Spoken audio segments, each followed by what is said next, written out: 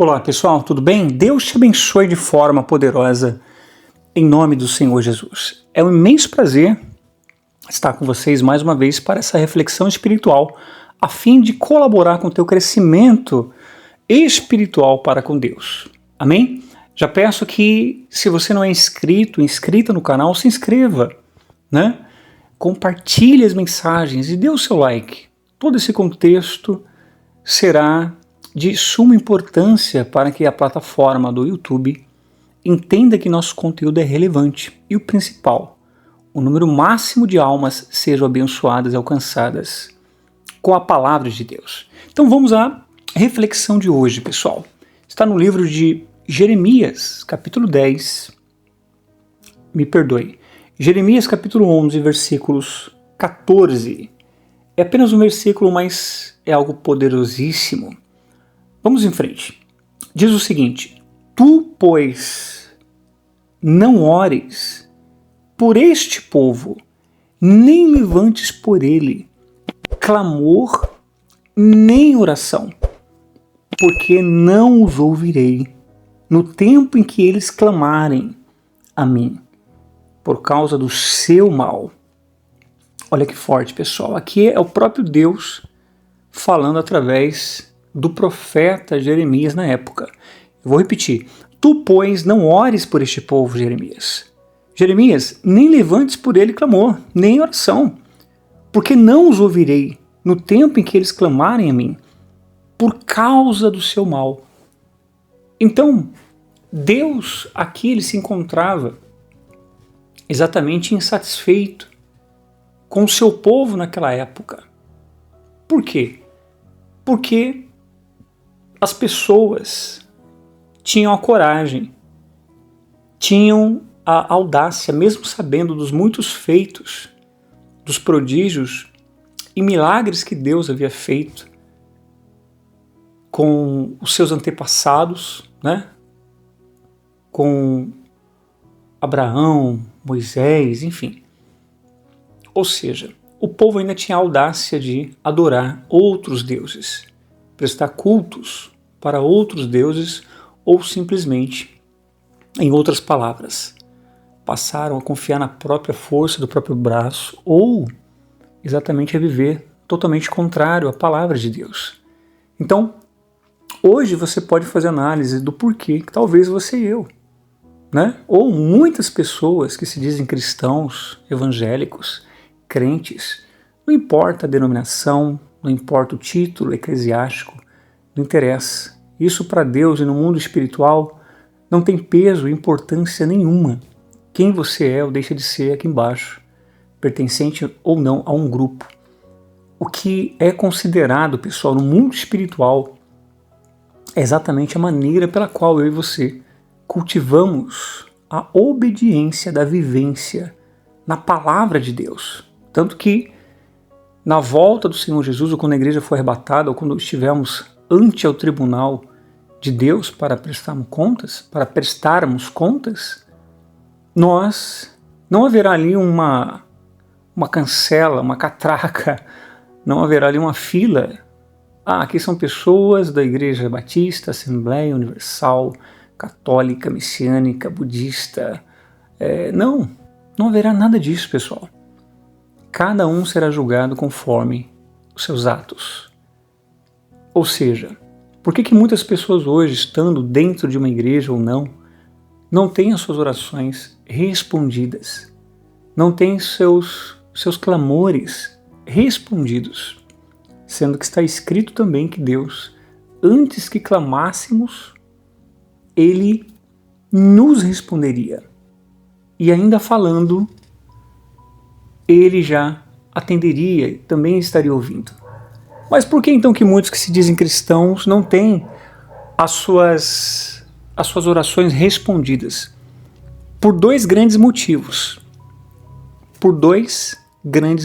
Que são as duas grandes chaves que eu quero mencionar nessa mensagem, nesse vídeo. A primeira grande mensagem, ou a primeira grande chave, para que você saiba por que Deus não se prontificará a te atender, a te ouvir, é exatamente se você continua vivendo uma vida contrária à vontade de Deus. Você que se diz que tem fé, porque até o bandido, até a prostituta, até as pessoas que não têm compromisso nenhum com a Bíblia, com a palavra de Deus, diz que tem fé em Deus. Até o diabo, a Bíblia diz que teme e treme, né, diante de Deus. Até o diabo crê, mas ele não deixa de ser diabo. Ou seja, são muitos aqueles que estão vivendo de acordo com seus egos, querem adaptar a sua forma de pensar, a sua forma de viver com a Bíblia. Não querem adaptar a Bíblia à sua vida. Não querem fazer prevalecer o que está escrito na Bíblia nas suas vidas. Não. Então são muitos aqueles que estão até mesmo dentro da igreja e continuam mentindo, continuam se prostituindo, continuam fornicando, continuam se envolvendo com mulheres que não são as suas esposas, ou a sua esposa continua se envolvendo com homens que não são seus maridos ou que não é o seu marido, continuam na lascívia da carne, na luxúria, continua nos desejos sexuais e pensamentos ilícitos, continua nas drogas, algum tipo de droga, algum vício, o vício da pornografia, né, o vício da internet, o vício das redes sociais, o vício da sensualidade utilizada nas redes sociais, as mulheres que utilizam das redes sociais para chamarem atenção, são carentes de atenção e postam fotos com roupas que modelam seus corpos, né? Que fazem alusão à sensualidade. Então, ou seja, existe aí um ocultismo dentro de cada um, onde cada um tem seus pecados de estimação e secretos. Mas saiba que não há nada oculto que não seja revelado, e Deus e o diabo está vendo tudo. Mas muitos dizem o seguinte: mas Deus, Ele conhece meu coração. Muito bem, Deus conhece o seu coração, mas lembre-se, o diabo também conhece você, pelas suas ações, atitudes, comportamentos e palavras. E Ele sabe as suas inclinações.